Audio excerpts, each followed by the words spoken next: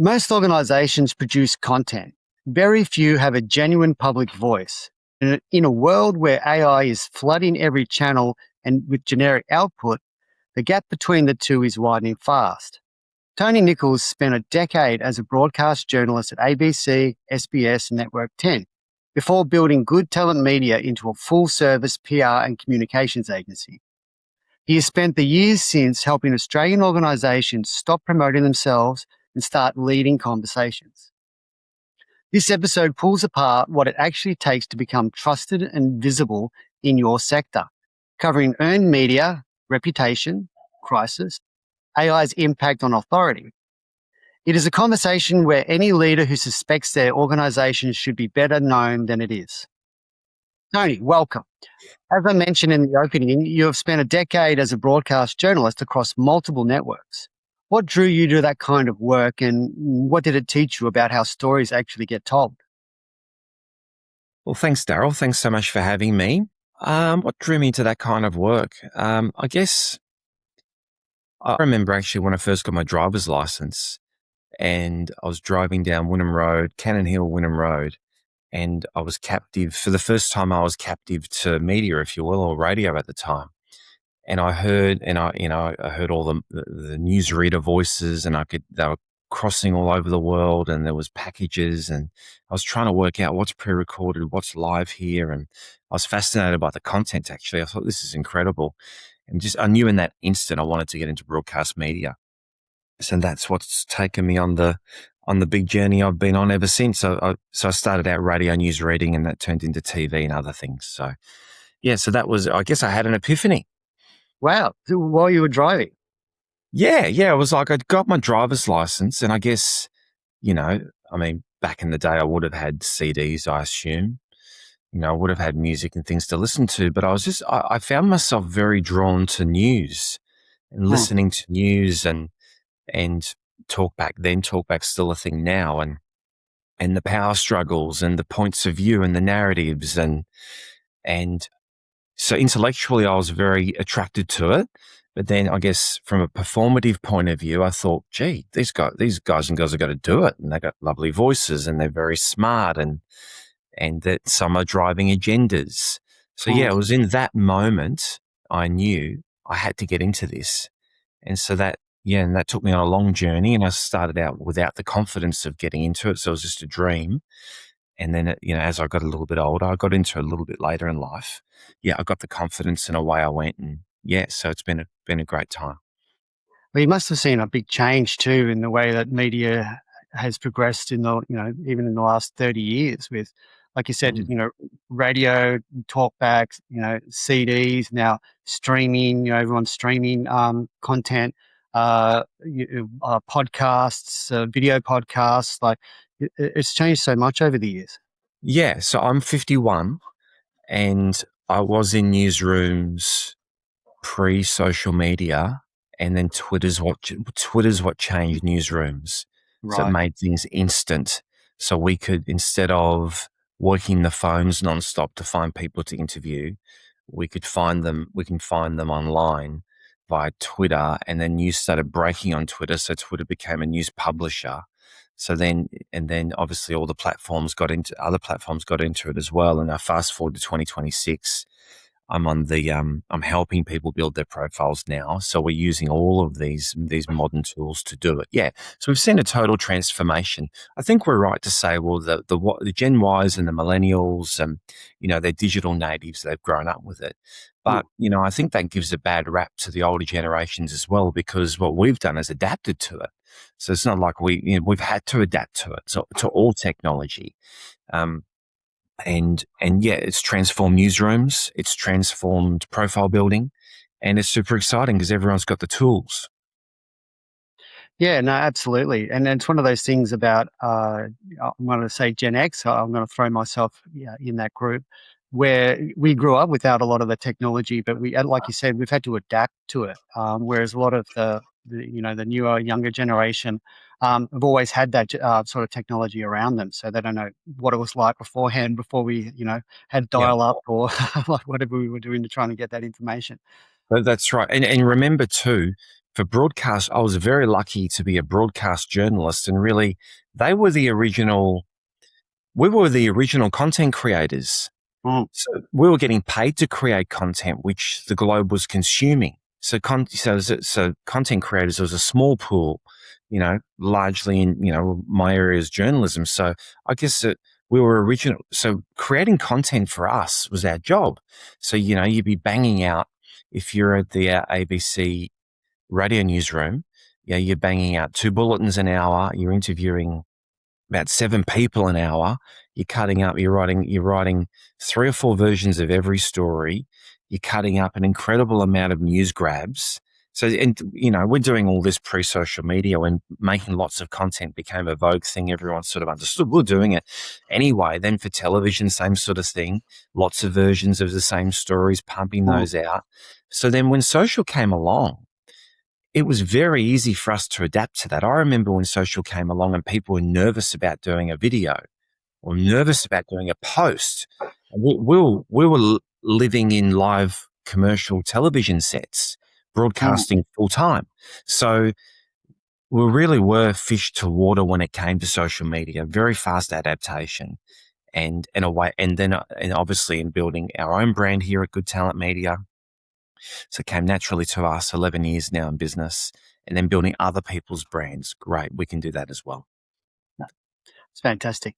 There's a real difference between an organization that produces content and one that has a genuine public voice. How do you describe the difference to a client? Yeah, public voice versus, you're right. It's like the old saying that it's easier to sell something than it is to build a brand. So it's like it's easier to make money almost than it is to build a brand. It's harder to build a brand. And so, and your question, Daryl, what was it again? The difference between organizations that produce content and one that has a genuine public voice. So how do you describe the difference between that, like a genuine public voice and, an organization that's just producing content? Huge difference, because I think we've got a lot of problems with all the options that we've got. People are just ticking boxes. People are doing content because they have to.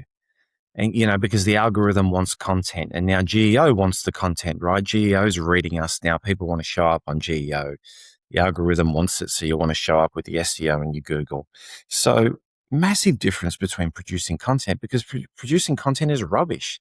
You don't like it. You don't even like doing it. So for our listeners right now, you're potentially producing content and you hate doing it. You're doing it because you have to.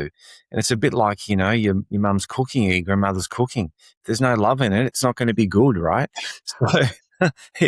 So, everyone's out there producing content. And it's just, it's a malaise, isn't it? It's a rubbish. We're wading through it. We're trying to avoid it, actually. But people who develop a voice or a brand or become a thought leader, an industry leader, a category leader. Now, this is a whole other thing. So this is the beautiful, beautiful world that we live in here at GTM, whereby as category leaders now, we're trying to help our sector. We're trying to guide them through difficult times. We're sharing all of our IP. As a category leader, you are advocating to government. You're highlighting all the urgent problems the government need to know about. And at the same time, you're offering solutions. So category leadership, or being a voice of your industry, is a position of authority and credibility, but only because you've got yourself out there to actually help. You're actually trying to be a helper. And the reward in that and the paradigm shift in that is that there's a lot of business in it, because you're one of the good guys in your sector and people therefore will follow you. Yeah. How much do you think of the content that's being created today is just sort of AI slop that people are just putting together to try and feed the machine, compared to actually producing something that they want to put out there for whatever reasons, but it's something personal or something that they're really interested in? It's getting lower and lower, Daryl, isn't it? Like even pre-AI, a lot of the content is just slop anyway. Yeah. Because it's just being written because they have to do ticking the boxes, right? So what are the old formulas which are changing all the time? You need to post on Instagram 3 or 4 times a day, or LinkedIn 3 or 4 times a week, whatever it is now. You can update me. But doing that manually by hand, paying your juniors to do it, it's usually slop, right? It's always been a job that's handballed to the interns or the juniors, which is a waste of time because they don't have the 30 years or 20 years or 10 years experience to actually provide something decent for an audience. So, so I think it, so yeah, well, I mean, we know from our reading that there's a lot of rubbish out there, and it's pretty hard to follow people who are open, genuine, and honest, and who actually want to help. Yeah, I wonder if the short attention span we have these days is because of the amount of content that's just fed out there for no reason at all, or it's the other way around, that they're feeding us because our attention spans really kind of reduced. Kind of like which one is it? Because I do notice that, and it's hard not to kind of get into that. You know, you've had a hard day, you're trying to unwind, you sit down, you know, someone sent you a video, you click on it, and then there's another one that's been recommended, and then another one's been recommended, and you're kind of like flicking through. You're not really kind of delving deep into it. You kind of just, you know, face value, the algorithms kind of feeding you that content. And it's not really kind of doing much at all apart from wasting time. Yeah, you're right. And I think hopefully we're increasingly coming into an era where we should be turning our devices off, obviously, and protecting our brains and Yeah, protecting more our and more. nervous systems and the like. The thing is too that everyone's trying to keep content short because they think their attention spans are short, but long form content's very vogue, isn't it? Because it's It good. is. It's good. So I've always been an advocate for that.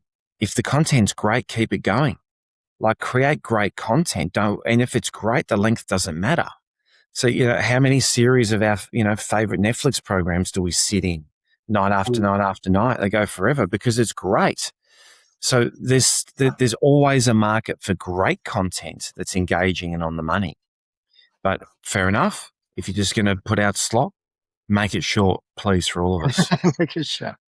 Joe, it kind of reminds me of cricket, because I'm a big fan of Test cricket. I'll love a 5-day test. I'll sit through that and I'll be engaged the whole time. But you know, the 2020 stuff for me is just a little bit kind of, I'm not that interested. So maybe I'm kind Yeah. of like that with my content.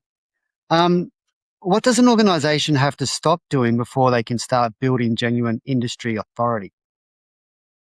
What do you have to stop doing? Yeah, so this industry authority piece was the piece that we call industry leadership. So I think you've got to. I mean, we know that there's a lot of authority that comes with earned media through traditional media. So people think that traditional media is dead, and you're personally living in the social platforms. So you think traditional media is dead because you're not consuming it. We've all come through the COVID era, and I think you saw a massive loss of trusted media through COVID and post COVID. So media's lost its credibility. So you personally now, as a CEO of a not for profit, let's say, you personally really hate media because of the way they conducted themselves during COVID. You personally don't consume traditional media. You're on all the platforms. So now you're the CEO of this not-for-profit and this $300 million not-for-profit, let's say, or $30 million not-for-profit, because you don't like traditional media. I would think it's pretty likely you advocate now that to your board and to your exec, we're not going to use traditional media for our thought leadership. And it's usually comes from a personal point of view. But I think it comes at a big cost, Daryl, because according to GEO and according to the algorithm, your traditional media has huge authority, and it's really key to your credibility building, and it's key to building your digital legacy. So Mm. I think you got to. We're asking what to drop. I think you've got to drop your personal persuasions. And I think you've got to approach your role as a CEO of this for-purpose organization from a business point of view. You need to raise money, nearly always. You need to get legislation changed, nearly always. And you need to educate and build awareness, nearly always. Like for all our kinds of clients, Daryl, that's essentially what they're doing. So I think you got to drop your personal aversion toward traditional media and jump back into that space for the sake of your organisation. Because if you want to get legislation changed, I mean, what channels are the pollies tuned into?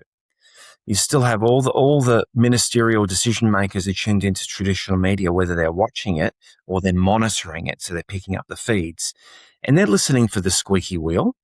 But they're also listening for the person or the industry leaders making sense. Who are the emerging thinkers in these different difficult fields? And so traditional media is the fast track to getting to the attention of the right political decision makers who may hold the funding purse strings. For example, so long answer, Daryl, but I think CEOs, leaders of not-for-profit organisations, need to drop their personal opinions about traditional press in order to help achieve your organisation's goals. Yeah, nice. We did mention a few times already the word earned media. For those who maybe haven't heard that before, would you like to explain a little bit? Yeah, so that so I guess the parlance, the slang that we use is it's paid or earned. So say you've got a goal. You've got a goal to educate and build awareness to a specific target audience. So maybe you're looking for philanthropists, let's say, and you're in the homelessness sector and you need to raise money. I mean, the CEO Sleep Out's a great example of this. Mm. And we've done a lot of work with them with St. Vincent's de Paul over the years. So CEO Sleep Out, cool, very cool brand, raises a lot of money. And so they're in the sphere now where the sleep out has only just happened, I think, because I know it's around my wife's birthday. So I think it's only just happened. So they do play the earned media game, which we've done for them, which means getting free press. So you're doing breakfast television shows, you're doing commercial television, the public broadcasters, ABC, SBS, and you're on there for free because they're good stories. Like, it really matters, right? We've got to end homelessness. And you've got incredible case studies of people with lived experience, and you've got strong calls to action. You're very clear on the money you need to raise. I'll give you an example of a great earned media story we did for CEO Sleep Out. So we had a CEO sleeping out, Chris Christophe from Reventon Finance Company. Him and his wife were sleeping out every year. So we got them, front cover of the big issue, and they're so they're in there. So they're in there as an earned media story because they're doing incredible things. So they're donating a lot of money themselves, and they're sleeping out on the streets, and they've got a really interesting migrant story themselves, and a story that comes from poverty. So earned in the big issue, just off the back of their story doing good things, that's called earned media. When they end up on a billboard promoting the CEO Sleep Out, now that's paid media. I remember driving out to the airport and I could see them up on a billboard. Now, St. Vincent's de Paul have paid for that spot to be on the billboard to promote the event. So there's the difference. Yeah, no, lovely. Going back to AI just quickly, what would you tell a leader who is tempted to use AI to scale up their content output right now? Because it's so easy to kind of like just pump, get the machine going and put it out there. The temptation must be there for these, leaders to use this. What's your kind of suggestion, recommendation? Well, it's a really tough one because the temptation is to use it, but we're like, first you innovate, then you regulate. Now we're in the innovation phase now with GEO and AI. So, and we've got a lot of tools available to us. But what regulation is coming up which might undo some of the work that we're doing now or highlight the work that we're doing now? So are you putting yourself in a position, if you're really leaning into AI for your content, over some period of time, potentially, will all that be flagged for the public to see, maybe with new rules that we're not aware of right now, that it is AI content and you never wrote it? So I think you should be approaching it with caution, in that your brand's your greatest asset. And so by letting AI talk about your brand, I'm not sure if it's the wisest move, or if you are using it to develop some drafts for you, maybe you've got to get in there with a pen in hand yourself just to make sure these drafts are on track. So I think you just have to have some caution. Remember that you're dealing with your brand, your most important asset, and your content really needs to come from your values and your heart and what you're about as an organization. Like, can AI get that right? Yeah, true. Have you ever seen something that's been out there and you've gone, oh, hey, I was kind of made a mess of that? What are your thoughts on that, Daryl? Um, it, it, it's so tempting to be able to just, like push the button, put in a quick prompt and have something spat out where you're like, oh, wow, Mm. that's amazing. But, you can read this content, and this could be anything from, marketing, PR, sales proposals, anything that you're working on, business related documents that you're putting out.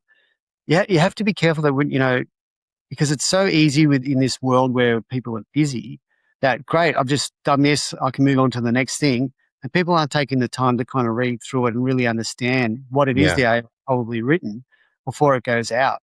And I think that could put people in a lot of trouble because you might put something out and send it out, and then you might have a question. And if you don't really fully understand the content that you're submitted for whatever it is, your name's on it.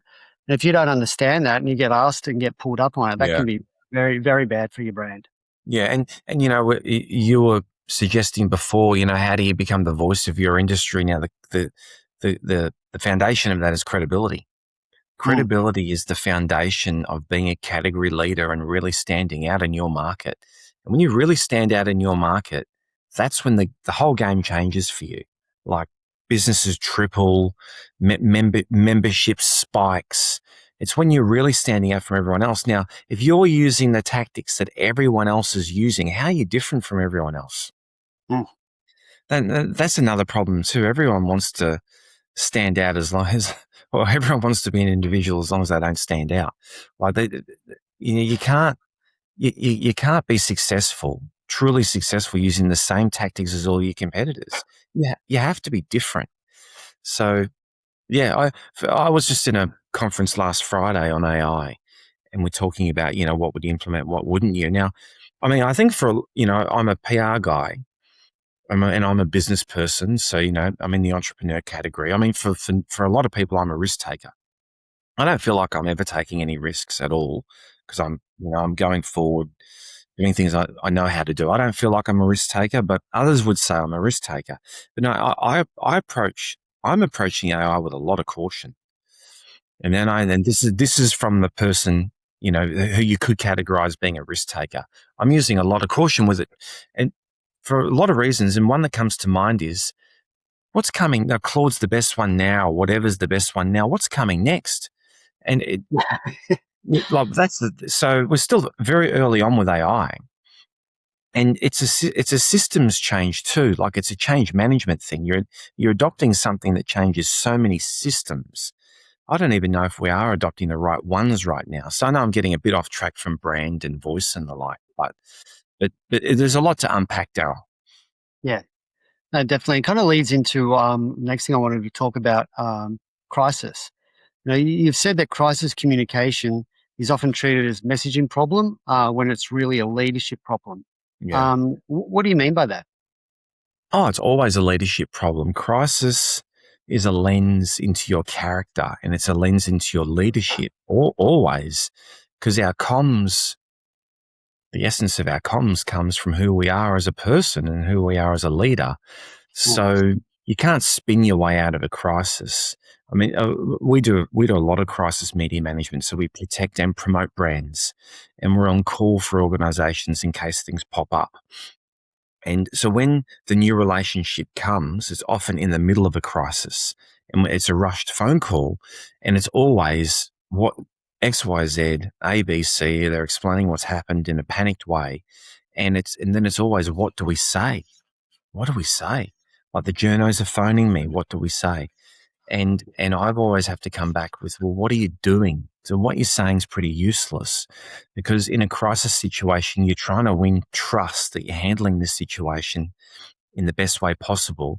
And you're handling this situation from a position of being heart-centered, caring for everyone who might be really struggling now, aggrieved or put out, or disrupted. So therefore, crisis is all about your leadership. Totally, because what are you doing? So let's say we're in aged care and someone's gone missing. Now that's horrendous, right? Now, it's not it shouldn't be. It is a horrendous story, media story, but more importantly, it's a horrendous thing to happen to a beloved friend and loved one in our aged care facility who's been here for 10 years and, who we all love very much and is a great friend of ours.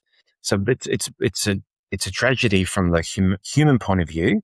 Now, a really good leader is going to have great comms around that. They're going to be updating all the residents who are really upset. They're going to be updating all the families who are really upset. They're going to be working with a number of different key partners to locate this missing gentleman. They're actually going to they're not going to worry about protecting their brand. They're actually going to get to the job of finding him because he might just be at his favorite chocolate shop down the road, or he might have popped into his favorite bicycle store because people in aged care, who do have mobility move around a little bit. Now, the reason this is so important, Daryl, is because when I get that rush phone call that the media is now interested in this missing elderly person's story, when I ask, what are you doing? The answer is going to be pretty good because they're working with all the key authorities to find him around the usual patch he moves through the day. They're updating all the residents and families who are really concerned and offering counselling for those who are, really got a lot of anxiety about this. And see what I'm doing. So by asking what you're doing now, they're actually giving me great paragraphs to use to tell this story to the media. Yeah. Because it's not about spinning. It's about assuring the public now, or your key target audiences, that you're doing the best that you can in a really hard situation, and you're caring for all the victims and families and friends now in the most intimate way you can. Well, that's a great explanation, a really, really good story. You mentioned that you get calls mid-crisis. Right. Right. Well, so what could, medium-sized, large-sized organizations do to get ready so they're not like mid-crisis, everyone's panic stations? Is there some sort of prep they can do beforehand just so they have a plan in place? Yeah, you're right. So you have to have a crisis media plan now. You just have to have one. You're an NGO, you're a for-purpose organisation, you're a not-for-profit. So every CEO is going to have a crisis 3 or 4 times in their career. So crisis media plan is the first step. And it's really an action document if we're in aged care and that elderly person goes missing. What would we do to track him down and care for everyone? But so the comms plan starts with victims, families, and friends. So for every scenario that could go wrong, who are the victims, families, and friends in that scenario, and how would we care for them and support them in this hard time? So death, injury, sexual assault, cyber hacking, you name it. We identified the victims, families, and friends if this was to happen. How would we communicate to them and care for them in this tough time? That becomes our crisis comms paragraphs. So, Daryl, it's a really good exercise because it's a leadership exercise. Leaders talk to each other. So you've got CEOs, execs, board members. They all agree on what they do in these scenarios. We map it out and it becomes our generic and full holding statements if these things were to happen. And in the quiet of your own boardroom, you can decide if these things were to happen, would we respond proactively, meaning we'll launch the story ourselves, or would we respond reactively, meaning we'll only give our paragraphs if journalists reach out to us. So now the board and all the important people know exactly what they do and how they do it in the worst possible situation. Do you think it's important for businesses to kind of do some, what would you call it, like trial runs of crisis? What would we do? Like, this has happened. Let's go through everything and see what the output is, and kind of like be prepared for it. Yeah. Well, we call that media training or crisis media training. Okay. And so you're running the scenarios. Ideally, you've got a plan first, and you're running the scenarios. You're interviewing everybody, and you've got your messages prepared, and then you're practicing your answers and watching it back. So, yeah, it's a really good idea. Yeah, I think like anything, the more you can kind of prepare yourself for it, the better. There's nothing worse than not knowing what to do in a crisis. It's always good to have some sort of training or practice. I recently just did a first aid course. I'm a teacher at a Aikido dojo, Part of being a teacher, got to make sure that I have the relevant first aid qualification. So it's always good to kind of like understand what to do, get yourself prepared. So when that crisis or something does happen, you've got some sort of training behind you. I might move the conversation just to about websites for a second. Obviously, at Butterfly, it's what we do. We build amazing websites. So if a journalist is covering your organization and goes straight to your website, what is the worst thing they can find there? Well, the worst thing they can find is that you don't have, there's no media contact. Right. Because really, like, journos are trying to interview people. So everyone's worried about being interviewed by a journalist. You really shouldn't be, because they're just trying to work things out. So they've landed on your website, and maybe, so maybe you're the center of the story, or maybe you're just in the industry where the story is happening. And so, this is actually a profile building opportunity for you. Hmm. They can't ring anyone. So there's no contact number, or if there is one, it doesn't answer till 9 o'clock. Like, I still find it hilarious. People in media roles, and you get on their website and there's no media mobile. There's a landline. No one answers landlines. Or so if there is a mobile, no one answers it. How's that helpful? Well, honestly, you're in one of the stressful jobs you can be in. Live broadcasting pressure.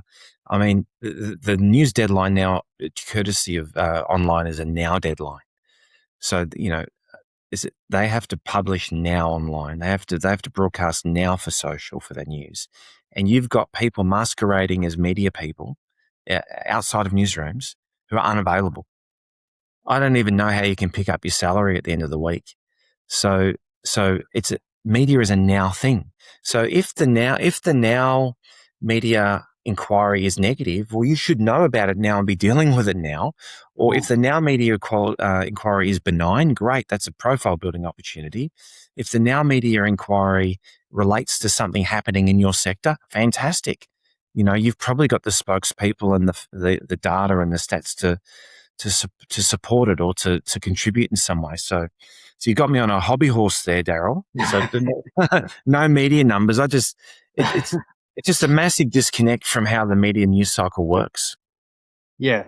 And like you said, in today's day and age, it's all now is 24/7. It's always now. When we launched News 24 at the ABC, our deadline became now. Yeah. So, and prior to that, it was on the hour, on the half hour, but then it became a now deadline. Okay, great. So that's okay. That's entirely possible. But organisations sit back saying, "Oh, the media's not interested in us." We've seen 100 press releases out in the last 3 months, and we've got no media stories. Oh, the press must be dead. Going back to my point before, people let their personal opinions play into their business roles. Oh, the press must be dead. I sent hundreds of press releases this year, and we didn't get one interview. No, the press isn't dead at all. Just that how you're going about it doesn't position yourself for success. So for a reactive opportunity, organizations are really counting themselves out of a lot of media because they're essentially not contactable. Yeah, so that's a big one. So I guess having those contact details and being available is very, very important. What would be some other steps, a business could do to add something to their website that would kind of help journalists or PR kind of get that information that they need? Is it just pumping out blogs, or is it something else? Well, so you've got newsrooms get started at 5 a.m. At 5 a.m, they get started, and they're basically the broadcast newsrooms are trying to replicate what is in the newspapers this morning. This sounds pretty archaic, but it's still how the 5 a.m. chiefs of staff work. So at 5 a.m, you've got populated newsrooms, metropolitan and regional, right around the country. Now they are making phone calls, trying to get hold of people who have appeared in the newspapers and the online print papers that morning. Ideally, these organisations who need to be aware of what's happening in the media to take advantage of that. So I think, therefore, then if you're trying to play in the news cycle, if you've punched out some press releases or made some pitches to the media, ideally they're sort of done in an exclusive way. They're not done in a sort of mass pitching way, because that reduces the likelihood of you getting in the press.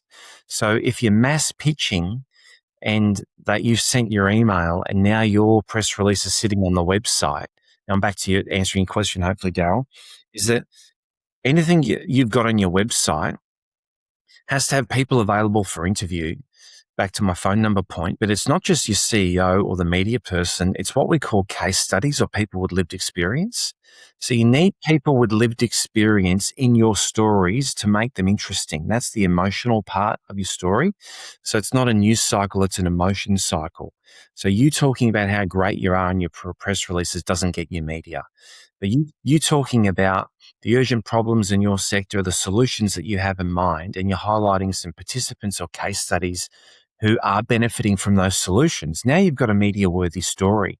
So if the case study can be very, very clear in your story, there's a mobile to interview them, there's a mobile to interview your CEO, there's a mobile for you as the comms person, and you're all ready to go at unreasonable hours of the day, you could find yourself getting some media. That's great advice. We're going to be wrapping up soon. I thought I'd ask you just a question to finalize what we're talking about, especially in regards to leaders. So what is the one thing a leader can do in the next month to begin building their organization's public voice that does not require like a massive budget? Okay, yes. Well, that's the other myth. That's the other myth we're fighting against, Daryl, that people think that PR is the cheap, fast thing that's going to answer all their questions. So somehow someone's blogged that over the years. I assume freelancers have blogged that a lot over the years, and it's locked in the public consciousness that we've tried everything. If now a press release might fix it. Right. Yeah. And the press release, and that should only cost $1,500 or something like that. So I spent my life in this business fighting against the fast win mentality, because it's not fast, actually. It's not fast getting good press. It takes time. It takes time to get good press. So we know it takes 4 weeks of planning and putting together that story. So it's a case study, which I mentioned. It's a call to action. So it's a call to action for your target audience to help you implement your solution. You're highlighting an urgent problem in your sector, and you've got some recent data. So I call that a media-worthy story. When we work with clients, like over a course of 6 to 12 months, we spend all month putting that story together. And when we get all of those elements right and everyone's available to interview, that story gets run pretty quick. But it's 4 weeks of work to get to that story to run pretty quick. So I would say for people listening who are interested in increasing their profile and strengthening their brand, being a category leader and standing out across the web. So having a digital legacy that makes it clear over 3 or 4 pages of media appearances that you are the category leader. If you've only got 4 weeks, you've got to put together a 12-month PR plan. And for me, that's 1 story a month that you want to get out there reactively. And each of those has a case study, someone with lived experience. Each of those highlights a separate urgent problem in your sector, with you presenting your innovative solutions to all of those urgent problems. So we map these plans out over 4 weeks, a 12-month plan. And that's gold, because when you've got the case study, the urgent problem, the innovative solution, the call to action to the target audience that can help you solve this problem, journos love it, because it doesn't smell of commercial imperative. It actually has the lovely scent of industry leadership, someone who cares, someone who's bearing their commercial imperative, who wants to help their whole sector. And I think that's a really good use of time over 4 weeks. Put together a 12-month case study-driven story plan. Oh, that's fantastic. I guess journos have probably got a pretty good nose on sniffing out when people aren't being authentic.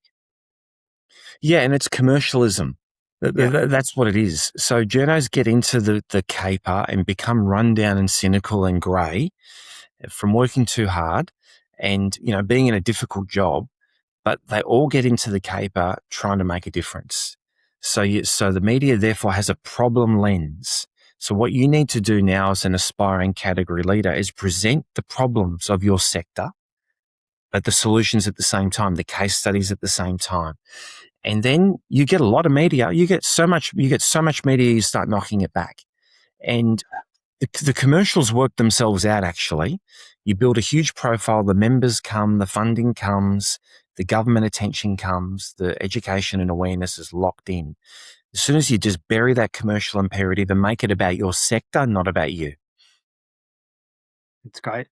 Thanks, Tony. Thanks for your time today. I think people have got a lot out of this. Where can people find out more about you and Good Talent Media? Well, thank you, Daryl. It was great. I didn't get the question list, but it was a good list of questions. Thank you. So yeah, Have to keep you on your toes. well, that's the way to interview, actually, because if you give people questions, they study their answers, they practice their answers, and it's boring as hell. So you've done it the right way. So yeah, so you can find us at goodtalent.com.au. And so we're there. You've got me at tony@goodtalent.com.au, and our mobiles and everything are online. So happy to chat anytime. Wonderful. All right. Thanks for your time, Tony.